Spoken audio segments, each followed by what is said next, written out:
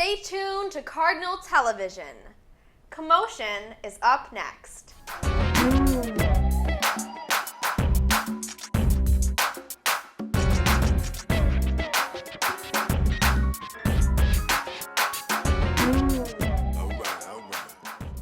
Hello everybody, and welcome to our latest edition of our pop culture debate show, Commotion. I'm your host, Sarah Francotti. The rules of Commotion are as follows. I will offer up questions and topics of discussion for our three panelists to rant, rave, and debate about. At the end of the program, the panelist who has offered the best arguments throughout the show will be declared the winner, as chosen by myself.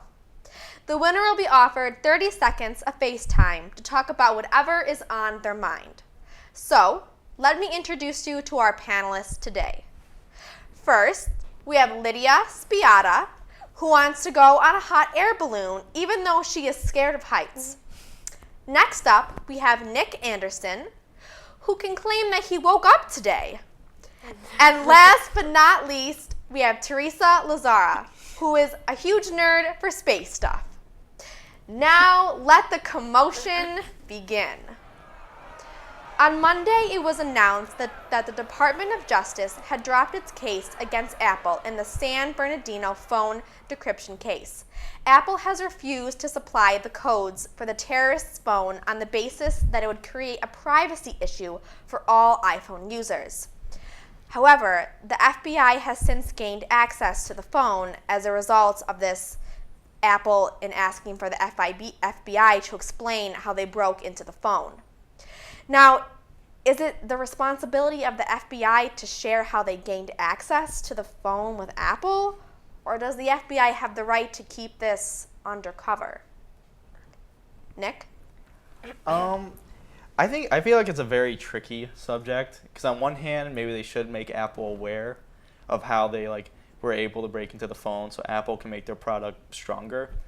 But on the other hand, if the FBI reveals that, it's it was part of their mission to get into this phone, so it's revealing I wouldn't say top secret information, but you know what I'm saying, that type of info. Mm-hmm. Yeah, and on the other hand, I think Apple should have given the FBI the information in the first place. So now if the FBI tells them how they got into the phone, Apple will make it stronger. So if this comes up again, I'm sure Apple won't tell them again, and then they'll just have to find another way. I think it'll be a lot of back and forth. So in my opinion, Apple doesn't deserve to know because they didn't help the FBI out in the first place. Who doesn't help the FBI, Right, it was especially when it comes to terrorism. So that's how I feel. Yeah, I think it's kind of a complicated thing because on the one hand, they could argue that they should give them the information for the same reason that the FBI is probably arguing that they shouldn't have to because of the cooperation issue. But, I mean, there was a way that if Apple would have cooperated to begin with, they would have been able to get into the phone maybe without having to hack it, and then there wouldn't be whatever privacy issue that is occurring now.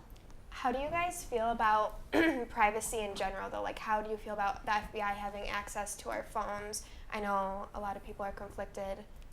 Well, personally, I'm one that likes to be off the grid more than others, which, I mean, it's kind of hypocritical. I have the Facebook, I have the Twitter, but privacy-wise, with my phone and information, contacts and stuff, I don't always want that out there. But I'm also aware that it is, there's it's the FBI. Right. See, Yeah. I personally feel that if it can help stop terrorism in any way, you can look at my stuff, it's not like it's for the public to see, it's the FBI's agents and whatnot, but if it'll help stop terrorism, then yeah, you can look at my stuff, but I think it'll create a lot of problems where if they see other, crimes going on, do they not act or do you act? It could get really tricky. Well, if it feels like something that's just it'd be uncomfortable, but safe, if that makes sense. It's like going through airport security. It's very uncomfortable to be felt down. Right. But it's necessary. But Right. you're like, well, Right, at you least they know the understand guy it's in front of me didn't have a bomb, and the guy behind me is not going to have a bomb if they pin me down. Right. Yeah. And then it's you just kind of have to weigh the pros and cons of it and think, well, maybe I don't want them seeing everything that I do and say on my phone, but at the same time, I also don't want, a huge crime ring of any sort, whether it's, international terrorism or even, something closer to home that has nothing to do with terrorism or ISIS or anything. You have to think, would I rather be safe from any sort of like organized crime ring, or would I rather not have them know that, you know, I'm telling my mom, hey, I got a new cat? Yeah, but there's also on the other hand, like, what if they like see what's on our phone and take it out of context? You know, if you say I mean, bomb, that is a possibility. if you say bomb at the airport, you're done. But like, Right. say you texting and maybe you're being sarcastic. I think they have to have Yeah, I feel like more they than have enough information. I don't think if you say bomb once in a text message, they're gonna come after you or anything like that. But like at an Right, airport, and I like, think they are with the that written sensitive. word- yeah, in an airport, yeah, you should not say bomb. And not saying like you could say bomb once and they go after you, but like just say you're joking around, just being stupid. Yeah, I wouldn't joke at the airport. And it goes like farther Yeah. and farther. Well, I Right. think they're probably under an assumption that, you know, things have a certain context when you're, you know, texting someone. So I A think lingo. There's a certain yeah, they type of probably lingo. have some sort of filter for that. So I don't think that it would be the same as, you know, saying bomb at an airport or something. Right. I agree. All right, that was very good points. Thank you. All right, early Tuesday morning, it was announced that an Egypt Air airliner was hijacked, leaving Alexandria by a man over issues involving his ex-wife. The hijacker, who was wearing a suicide belt, diverted the plane to Cyprus. The hijacker, who has since been arrested, ended up not hurting anyone, and the suicide belt proved fake. However, many have refrained from calling this a terrorist act. In your opinion, should this be considered an act of terrorism? Yes. Okay, Nick, please explain. Well, the definition of terrorism is like the use of violence and threats to basically intimidate people and like to go into action to cause destruction. This person, although he didn't go into the actions of causing destruction, he wore something and did something that did intimidate people. He had an and intention. scared people. Well, Yeah. he didn't have weapons, right? He didn't. The suicide belt was fake. It's not like it had explosives or anything. I just think it was extremely stupid. Very dangerous. He should definitely be penalized or, you know, charged in some way as a criminal. But I don't think it's terrorism. In my mind, when I think of terrorism, I think of action more than just saying you're going to do something. And Yeah. it was. I mean, I'd be terrified if I was on the plane. But I think terrorism is the next step that he didn't take or didn't get to take. But he well, did there's intimidate. also terrorism. The definition of terrorism also has to do with having a political agenda, and it doesn't seem like he really had a political agenda per se. It seemed more like he was just trying to scare his wife and didn't really give a shit about anybody else. It was more of a disregard thing for everybody else on the plane than anything else, I think. But he definitely deserves to be punished for what he did. Yeah, I agree. I don't think it's terrorism in the sense that I think we usually know it as. Nick, what are your thoughts about what they're saying? I think like, yeah, terrorism is a lot of times associated with like political issues, but it doesn't have to specifically be political. You know, whatever it is an act of terror. Like I said, he did intimidate them. If like, you know, someone made like a fake gun, it's not a real gun, but I went into a bank, started waving it around, I'm pretty sure people would still like, I'd still get arrested for like maybe, or going further to rob a bank, I'd still get arrested for it. And though he didn't do the action, he still went on the plane, had the fake belt. He scared people. Do you think his intentions were just to scare people? I don't know why he wanted to scare people, honestly. Yeah. If he wanted to scare his wife, I don't know why. I don't know who could do that. It's messed up, for sure. I don't know what his intentions were or where his mindset was. It seems to not have been in the right place at all. But I definitely think he'll feel like the repercussions of his actions. But I don't Yeah. think he would be tried as a terrorist. Yeah, I think that's like, it's crossing a line between, you know, just a run-of-the-mill crime and an international crime. And I think that that's really up to the people, the prosecutors of the case, and it's really up to a judge to see like what exactly they're going to charge him with. And I guess we don't have that much information right now. All we know is the sort of blow-by-blow what went down and nothing else. So we don't know any of those motivations or anything. And I think we need to see more as it goes on.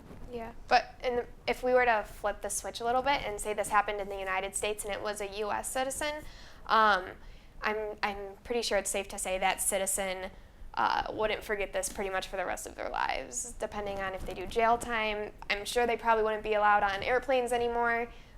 Bringing it home here, I think, you know, this person's going to feel the consequences of their actions for a while. Now, do you think there was something wrong with security? I mean, how did he get through security? I mean, Maybe because the belt didn't have actual explosives. I'm not sure. That's a good question. That would be what I would think, is because there weren't any actual weapons. They really didn't have a reason to stop him. All right, thank you guys. Now the commotion is starting, and I'm liking where this is going, but stay tuned for what we have up next on Commotion. I'm a teacher. Let me tell you what I make. I make learning a privilege, not a chore, and frustration a tool, not an obstacle. I make working hard seem easy and giving up impossible. I make an old subject feel like a fresh thought and unconventional methods common. I'm a teacher. I make more.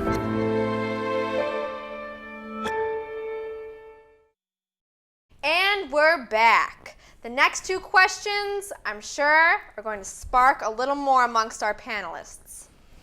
So according to the United States and its European allies, Iran has violated a UN Security Council resolution that had endorsed the historic nuclear deal with the US.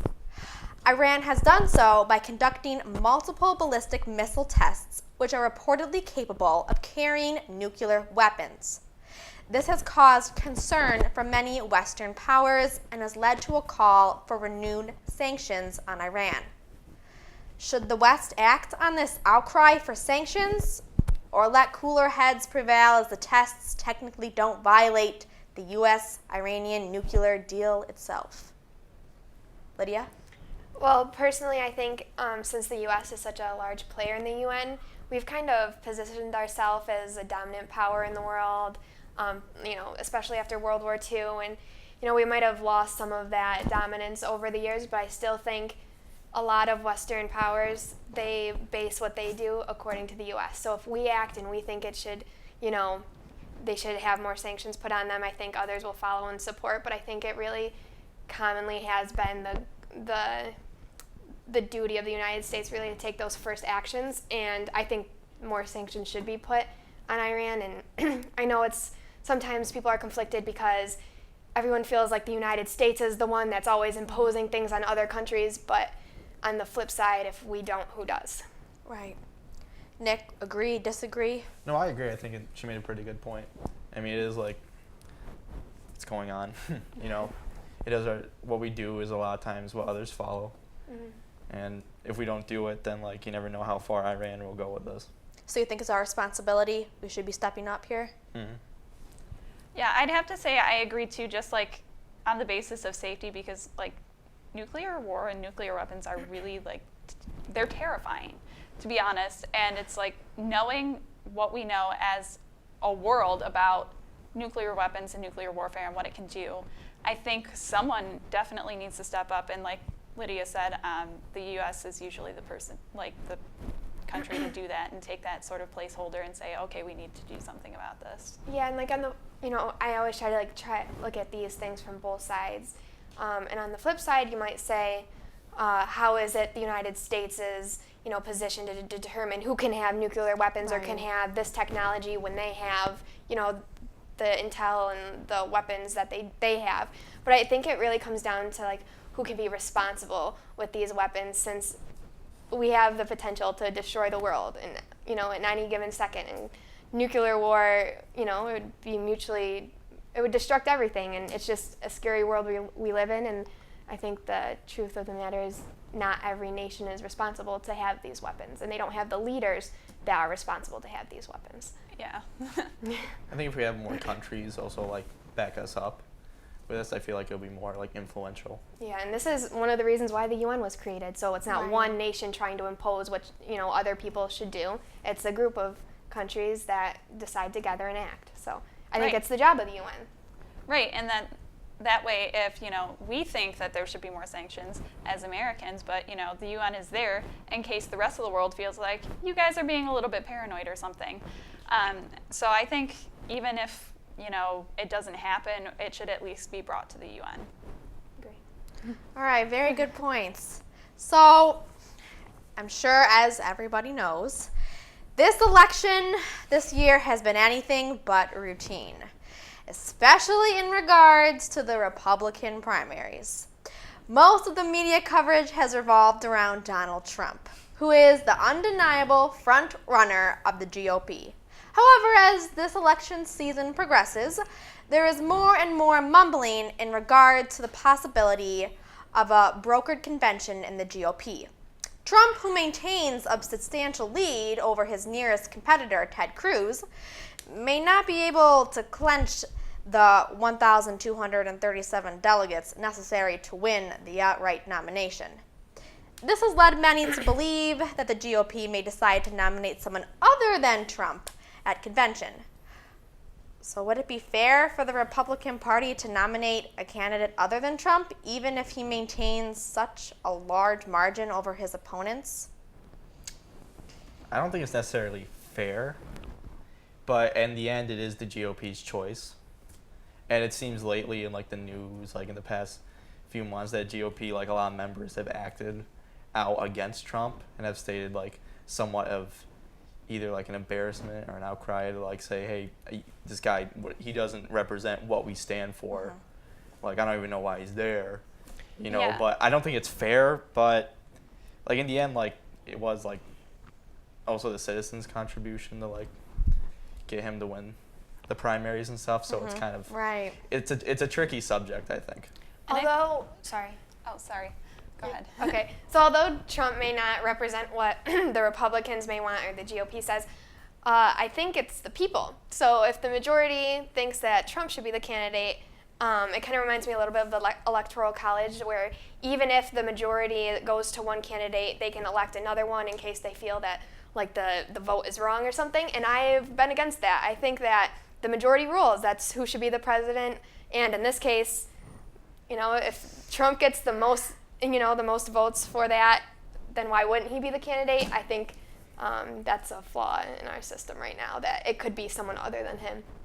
So, yeah, and that being said, just the fact that he has such a large majority is kind of scary, because it's like, that's who America is made of, and you know, just seeing some of the things that he says and some of the ways he acts, and it's just the fact that there's such a large margin of people supporting such ignorance is kind of scary, because it's like, this is what kind of hands our nation is in. This is what the future has in store. Right.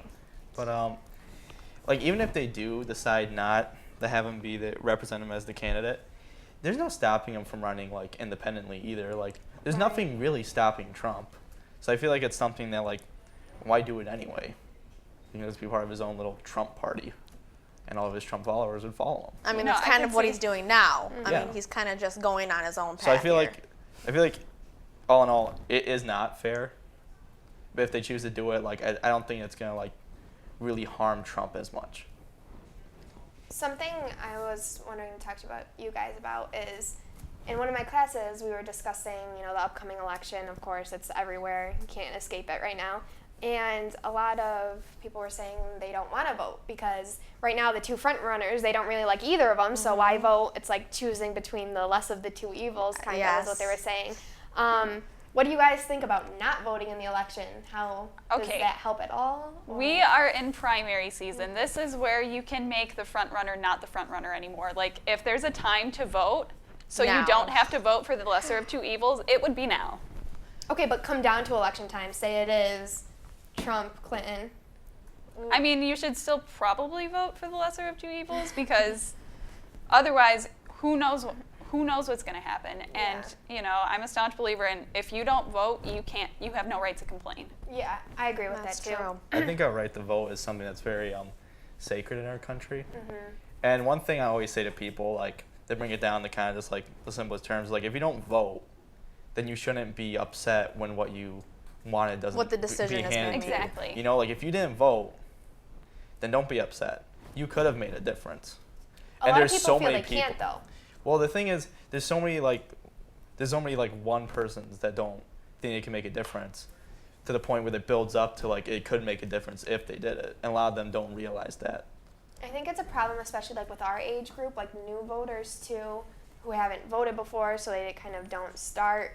Where I think that's a danger too. If you don't start voting at a younger age, that's probably the habit you're going to get into, and you probably won't vote when you're older either. And No, but I agree. I think voting is important, even if you're not particularly fond of the candidates. All right, so those questions definitely got some heat going here in the studio, but I've saved some last 2 questions that are sure to end the show with something special, so stay tuned.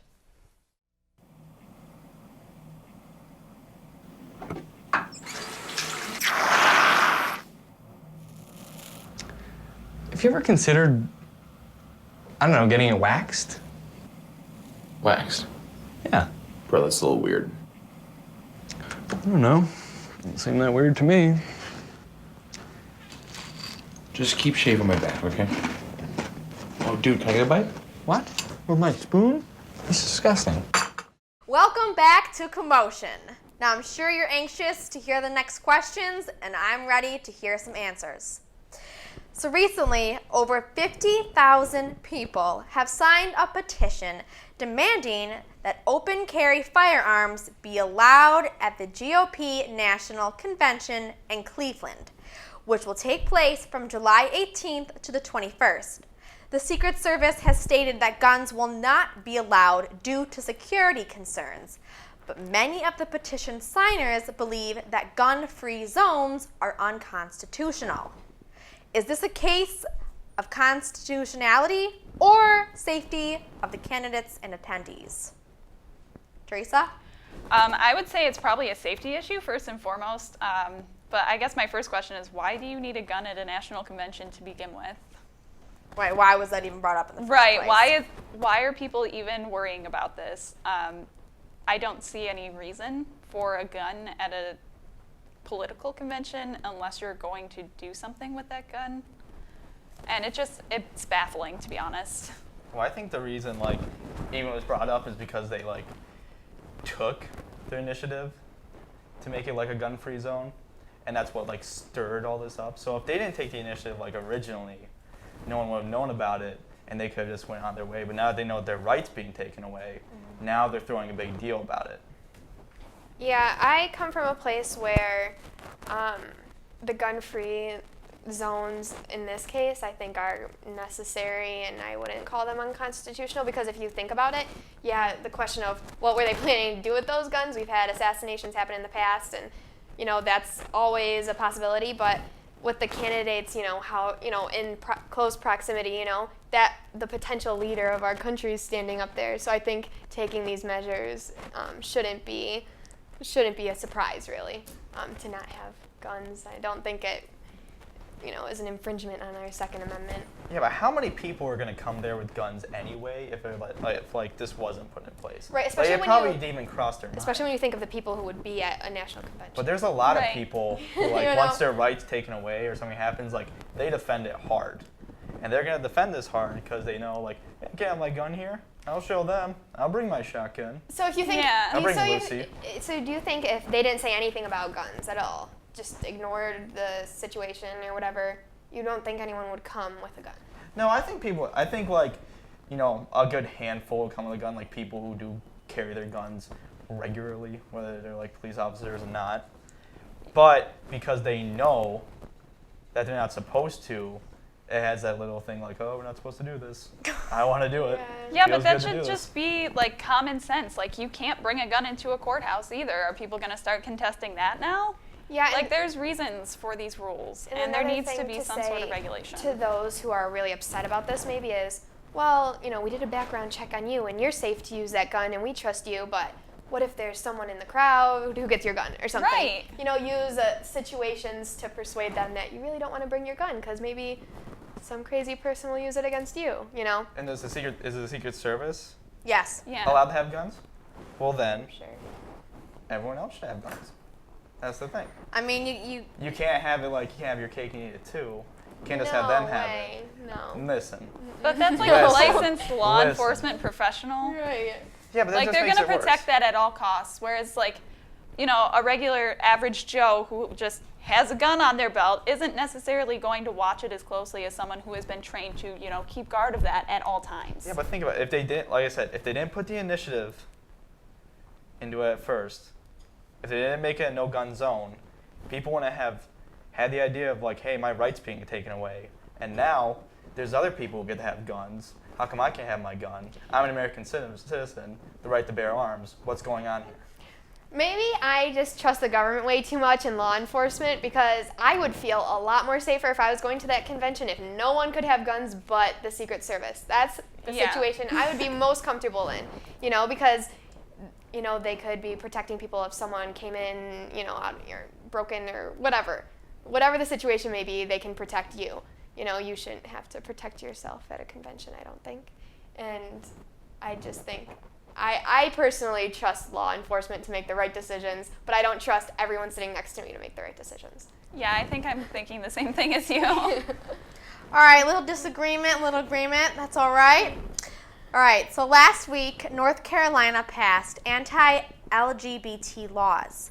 These laws state many things, including that transgender people cannot use the restroom of the gender they transition to, and that gay people can be refused service at restaurants or fired based on their sexuality alone. Lawmakers claim that these laws protect religious freedom of those who don't agree with being trans or gay. Are these laws religious freedom or just discrimination? Is this a new form of segregation? Yes. I definitely think it's discrimination, because when you think about it, so people who have transitioned, are they going to make a separate bathroom for those people? These are reoccurring themes in our history, and I think they should be squashed before they even come up. And to go off the religious aspect of this, let's say you own a restaurant and you're not comfortable with people that are gay eating at your restaurant. My question to you, well, if you're so religious, isn't it really not your place to be, so judgmental of other people? Like, how is that your place? Or even owning a public place where you're going to be exposed to a diversity, of people. Yeah. Like, you can't be shutting off one group of people. And then, I would ask, so you've never sinned before? Like, you're a perfect person that you can't have someone gay eat at your restaurant. It's upsetting, and I wouldn't go to a restaurant that wouldn't allow it. So, maybe they'll feel some of that too. People stop going because of their beliefs. There's actually a similar, well, not necessarily a similar situation, isn't like laws or anything, going back at my hometown, my school. They're like creating these, they're renovating these staff bathrooms for like transgender people. And I feel like that in some ways can be tricky. I feel like if I were to say, hey, I want to be a girl now, the next day I shouldn't start using the girls' bathroom. I think it should be like over time, once I go through the transition and everything, and at that point, I should be allowed to use it. But I feel like, because I can understand where like maybe, I could just walk into a girl's bathroom like just with a wig, like, hey. But I feel like for a female, girls, women's bathroom, there's stalls. So personally, sometimes you see like little boys with their moms in the women's bathroom. That doesn't, offend any of us, and because you're in privacy. Whereas my question would be in males, like bathroom for men, where you have like the open, urinals or whatever. If I think that would cause more of a problem than in female restrooms. What do you? But you have to treat them both like equally. I know you have to treat them equally, but it's different. That's what's difficult. Yeah. Maybe we should transition to just having more gender-neutral bathrooms where, you don't have this whole, okay, well, this is the boys' bathroom and this is the girls' bathroom. I mean, there's plenty of places and plenty of restaurants even that just have a bathroom. Mm-hmm. And you lock the door when you go in and you come out and everything's, fine.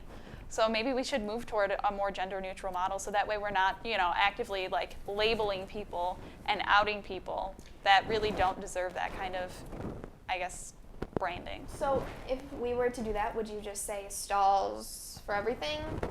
Yeah, I mean, I think that would get the job done. Mm-hmm. I honestly think, in my just personal opinion, urinals are just kind of useless. I didn't think you were going to say that. Whoever thought the urinal was just like, let's think of another way for someone to go to the bathroom. You can go in the stall and I thought you were going to say it's more convenient because always the women's line to go to the bathroom is like so long, and then you see the men, they don't have a line ever. No, I just think like men can stand up in the stalls and do the same thing they do at a urinal.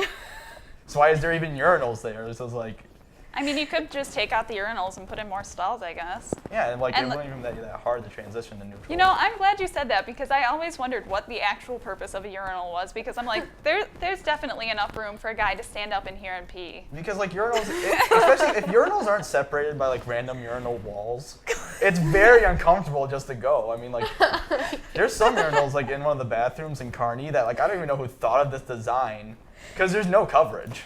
Okay. It's just open. Great, Okay, great. all right. Well, sadly, as interesting as that is, sadly that's all the time that we have for today, which also means it's time for me to decide who this week's Commotion champion is. All 3 panelists were on fire tonight, but there can only be one winner.